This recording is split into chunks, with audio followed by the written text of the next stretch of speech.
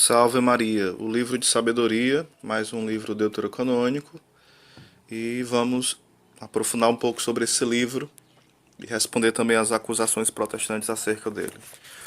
O livro da sabedoria foi escrito em grego, em algumas versões e manuscritos antigos era atribuído a Salomão. Porém, certamente de responsabilidade de um autor anônimo entre os anos de 150 e 50 a.C.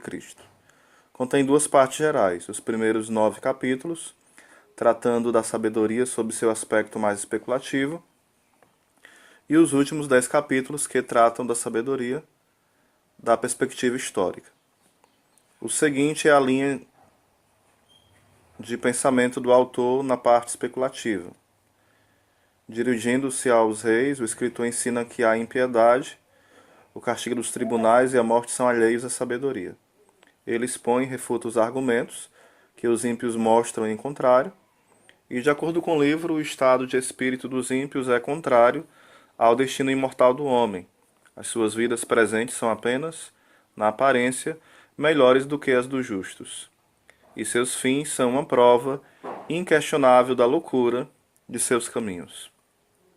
Ele, então, exorta os reis a buscarem a sabedoria, o que é mais necessário para eles do que para as pessoas comuns, e descreve sua feliz experiência própria na busca e posse daquela sabedoria que é o esplendor de Deus e que é dada por ele aos justos suplicantes. O autor ainda acrescenta a oração, pela qual ele mesmo pediu que a sabedoria e o Espírito Santo de Deus pudessem ser enviados a ele do céu, e concluiu com a reflexão de que os homens de antigamente eram guiados pela sabedoria. Uma reflexão que forma uma transição natural para a revisão da história antiga de Israel, que constitui a segunda parte de seu trabalho. A linha de pensamento do autor, nesta parte histórica, também pode ser facilmente apontada. Ele elogia a sabedoria de Deus por suas relações com os patriarcas desde Adão até Moisés. Também por sua justa misericórdia, conduta em prol dos habitantes idólatras do Egito e Canaã, no seu contraste com a loucura total e consequente imoralidade da idolatria, sob suas diversas formas. E, finalmente, por sua proteção sobre Israel durante as pragas do Egito e no cruzamento do Mar Vermelho, uma proteção que foi estendida a todos os tempos e lugares. Essa proposta de vida assente na revelação de Deus, manifestada na história e no mundo criado. É desenvolvida em 3 partes. Primeira parte. A sabedoria é o destino do homem. Descreve-se a sorte diversa dos justos e dos ímpios, à luz da fé, sendo a justiça imortal. Deus reserva a imortalidade aos justos. Continuando. A segunda parte tem um elogio da sabedoria, a origem, natureza, propriedades e dons que acompanham a sabedoria, e a personificação de Deus. Elogio da sabedoria elevando acima dos valores mais apreciados neste mundo. A sabedoria, na história de Israel, descreve a presença e atividade da sabedoria em toda a história do povo de Israel, com especial incidência sobre o Êxodo, em forma de midrash e de contraste que caracterizam o estilo desta terceira parte. Mas o autor também manifesta conhecimentos profundos de outros livros, como Gênesis, Provérbios, Ben-Sirac e Isaías. Merece um relevo especial e a brilhante polêmica contra a idolatria. Provando a autenticidade. Primeiro,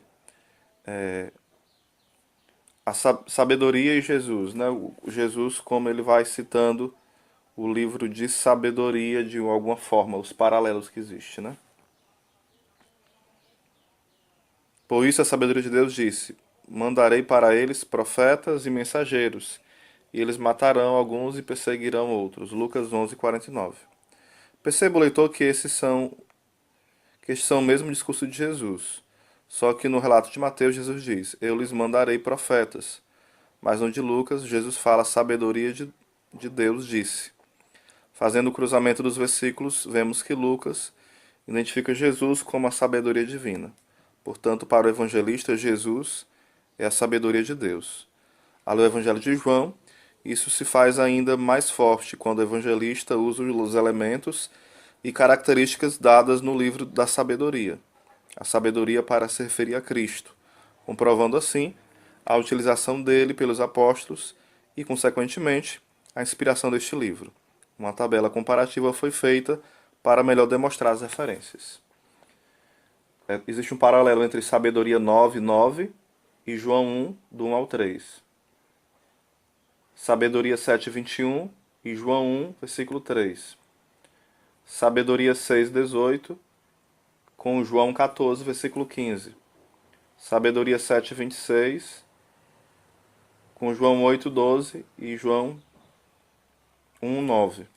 A sabedoria como luz em contraste com as trevas, Sabedoria 7:30, um paralelo a João 1:5. Da mesma forma, as epístolas paulinas continuam a identificar Jesus como a sabedoria de Deus. 1 Coríntios 1, do 24 ao 30, é o melhor exemplo. Aí Cristo é claramente identificado como o poder de Deus e a sabedoria de Deus. Outros trechos de importância são: Sabedoria 9:9 está em paralelo com 1 Coríntios 2, versículo 7. Sabedoria 6:11 em paralelo com 1 Coríntios 2:9. E Sabedoria 3:6 em paralelo com 1 Coríntios 3, do 12 ao 15. O livro de Hebreus, apesar de nunca se referir a Jesus diretamente como a sabedoria, indica o mesmo atributo comum. Em Hebreus 1:3, a palavra grega apaigasmá, raríssima na Bíblia, é utilizada para descrever Jesus como resplendor da glória de Deus. Esta, curiosamente, é a mesma palavra usada em Sabedoria 7, do versículo 25 e 26, para descrever o resplendor da sabedoria. Então aqui são algumas passagens, né, que vai estando em paralelo, mostrando a autenticidade desse livro.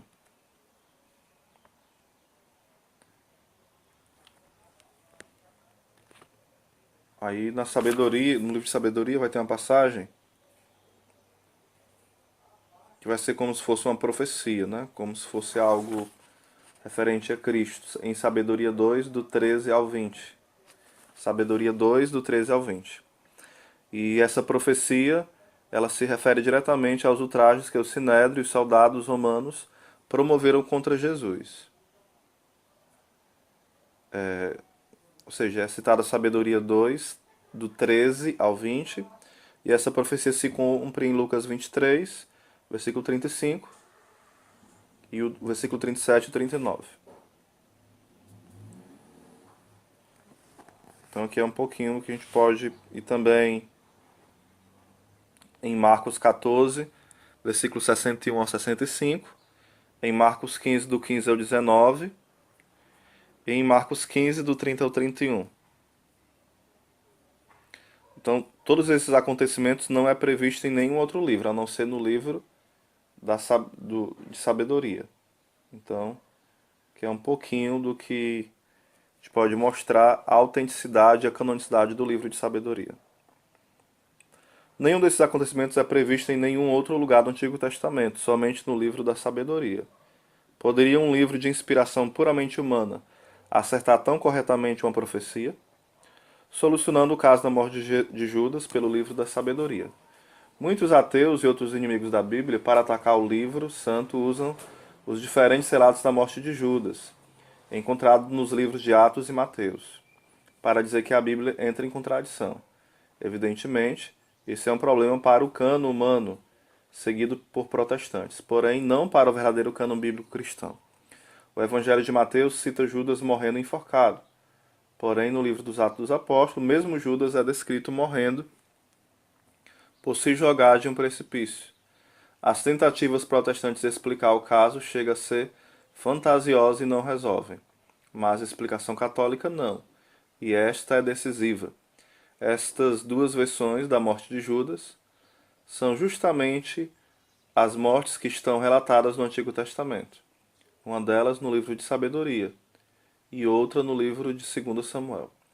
O autor do primeiro Evangelho e do livro de Atos, os quais conhecemos pela tradição como Mateus e Lucas, respectivamente, relendo à luz da sua fé as Escrituras, procuram de algum modo mostrar que a morte de Judas fora análoga a mortes do Antigo Testamento.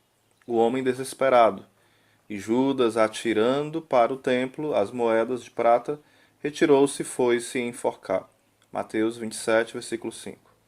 Esse foi o homem que morreu em 2 Samuel, no capítulo 17, versículo 23. Vendo Aitofel que se não tinha seguido o seu conselho, albardou o jumento e levantou-se e foi para a sua casa, e se enforcou e morreu. O homem ímpio, citado em Atos 1,18. Ora, esse adquiriu um campo com galardão da iniquidade, e precipitando-se, rebentou pelo meio, e todas as suas entranhas se derramaram. Falando sobre a morte de Judas, né? E o livro de sabedoria vai dizer o seguinte: em breve os ímpios tornar-se-ão cadáveres sem honra, objeto de opróbrio, para sempre entre os mortos. O Senhor os precipitará de cabeça para baixo, sem que digam palavra, e os arrancará de seus fundamentos. Serão completamente destruídos, estarão na dor, e sua memória perecerá. Sabedoria 4,19. Que vai mostrando que tanto Mateus usa uma referência de Samuel e Lucas usa uma referência do livro da sabedoria para fazer uma leitura da morte de Judas, né? Além dessa comparação aparente, temos a palavra linguística que Lucas estava usando o livro de sabedoria, pois a palavra usada para mostrar a queda de Judas em Atos 1,18, pronés, que indica justamente uma pessoa que é jogada ou se joga de cabeça para baixo. Essa é a mesma palavra já usada no livro da sabedoria, na Septuaginta, para designar o mesmo tipo de morte, de Atos 1,18. E Sabedoria 4,19 usa o mesmo termo, né? Pronés.